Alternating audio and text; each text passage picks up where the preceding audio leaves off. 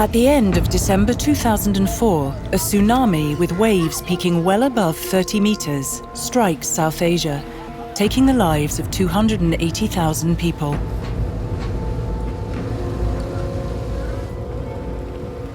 Following the humanitarian phase, governments, NGOs and development organizations from all around the world are eager to provide assistance and support for reconstruction and recovery.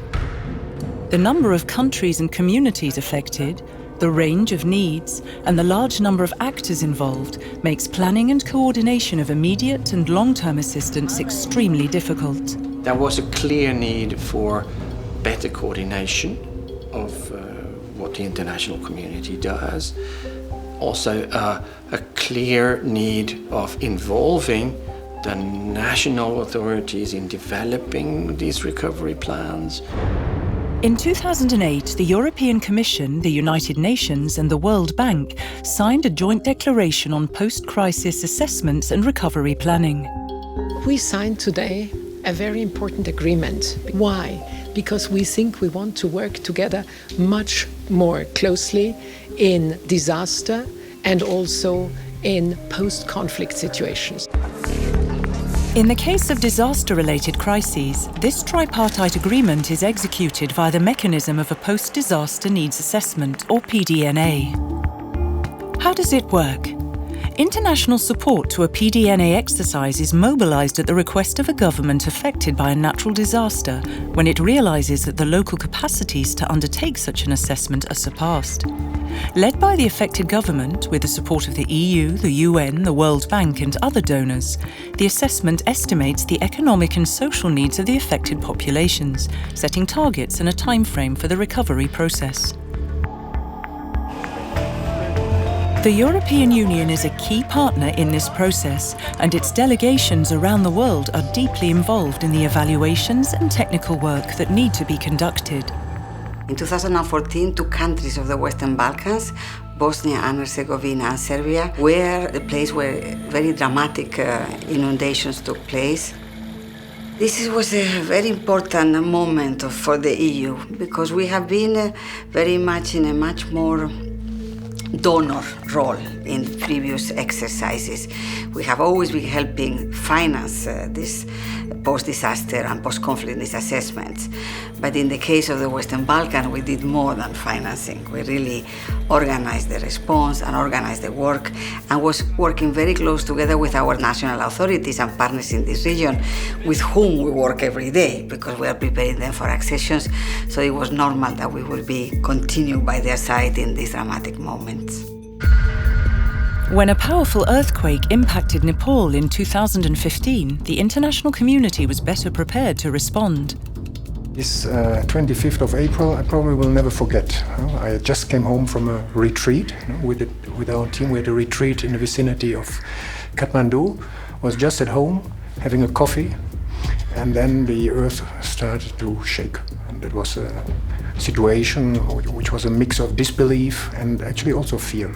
The only thing was to quickly go home and then see whether family members were okay, and then try to contact all our other colleagues to see whether they were not hurt and accounted for. And then you start thinking about the wider implications and how to actually tackle and help the country with dealing with this disaster. The government's response came fast. While search and rescue operations were quickly deployed, on the 12th of May, the authorities called for a post-disaster needs assessment to be carried out. The benefit of the PDNA is that you know the resource requirement, and also you identified the sector, subsector, and you involve the development partners, private sector and government ministry, including civil society, so that the recovery reconstruction can be carried out in a holistic manner to address the need of the affected people. Under the leadership of the National Planning Commission, a core coordination team and secretariat were set up. Over 250 government experts and 30 development partner agencies were organised into joint teams, including members of the Asian Development Bank, the EU, the UN, the World Bank, and the Japan International Cooperation Agency. As a result, a recovery strategy, including funding implications, was made in order to get the country back on its feet. We brought in from the EU side experts who helped also to train on methodology and oversee more technical part. Imagine this, it was quite a big exercise which broke down to 23 different sectors, not like obvious ones, housing or education, health sector, tourism industry, but also cross-cutting like gender and disaster risk reduction. And so for all these 23 sectors, teams were built. From the government, with partners, civil society, private sector, and they were then conducting sector reports which were ultimately integrated into one report. This report is the guideline to move ahead with reconstruction and recovery in Nepal. Without PDNA report, you cannot imagine that reconstruction would have been happen in this way. There were excellent and cooperative personal relationship between all partners involved. It was a spirit of we wanted to do something together in as short time as possible. You may see those artificial division among different agencies, United Nations, European Union, World Bank. But in fact, the colleagues who work on disaster response, they are like one family. They used to work on Aceh, they used to work on Haiti, they used to work on Pakistan. When something happens, they all come together, work together. And they happen to know, actually, many of the government counterparts. So that's made, I think, our experience very special and very easy. We all know each other. We worked before the earthquake together. So the partners know themselves. They know what added value they bring compared to the other. It's kind of a very quick, based on common sense and on past experiences, that we identify for each of the sectors that the PDNA will look at, who is the natural lead. This very pragmatic attitude that we all had allowed us to move forward very quickly.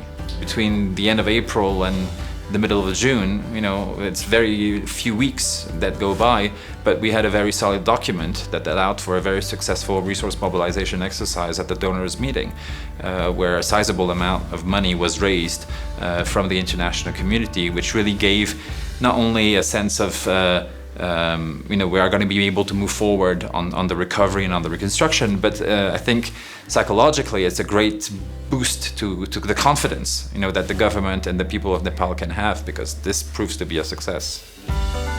The total cost of recovery has reached 8.5 billion euros. 2 years after the tragedy, the progress is more than significant and is carefully structured and monitored to ensure proper payments and high standards in the reconstruction. I think the PDNA was a success in the sense that, number one, it mobilized international solidarity, and number two, it structured the response. But it's a beginning of a process. So what is mattering now is to keep all efforts on reconstruction focused. Since 2008, over 50 PDNAs have been conducted in more than 40 countries around the world, most recently in Sri Lanka, Angola and Haiti, to name just a few. It is a unique exercise of collaboration that stretches from global headquarters of international partners down to local offices and ground staff, to ensure that recovery starts beyond the emergency aid as quickly and as effectively as possible for those who need it most.